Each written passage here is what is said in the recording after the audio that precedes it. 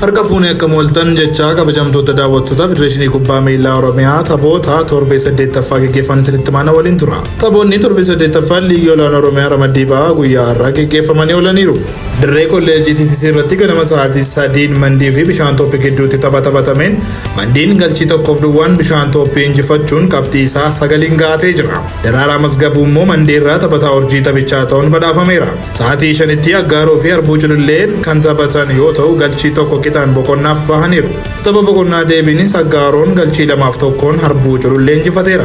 Aggaaroon liigicharraa injifannoo isaa sadaffaa tapha 8ffaan galmeessuun qabxii isaa 11 gahatee jira. Kanumaanis Karreegaan Aggaaroo Hafiz Duraa taphataa urjii taphichaa ta'uun badhaafameera. Isteediyeemii magaalaa Dambidolloo irratti ganama sa'aatii 3 irratti Ambuyyee fi Cinnii Mugar gidduutti tapha adeemsifameen Isiyaaq Miftaa garaagarummaa daqiiqaa 1 gidduutti galchii 2 lakkoofsisuun Ambuyyeen 2-2 Cinnii Mugar dursaa boqonnaaf ba'eera. Tapha boqonnaa deebiinis Ambuyyeen galchii 3-2 Cinnii Mugariin injifateera.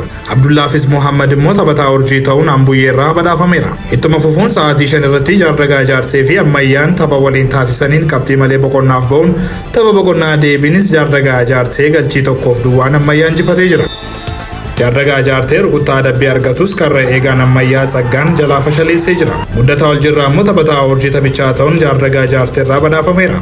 Ittuma fufuun waaree booda sa'aatii 7tti Mattuu fi Jaansayyoo gidduutti tapha adeemsifameen qabxii malee boqonnaaf yoo bahan tapha boqonnaa deebiinis galchii 1 qixa ba'uun qabxii qooddatanii jiru. Naatinaayil Simaachoo immoo Jaansayyoo irraa taphataa urjii ta'uun badhaafameera.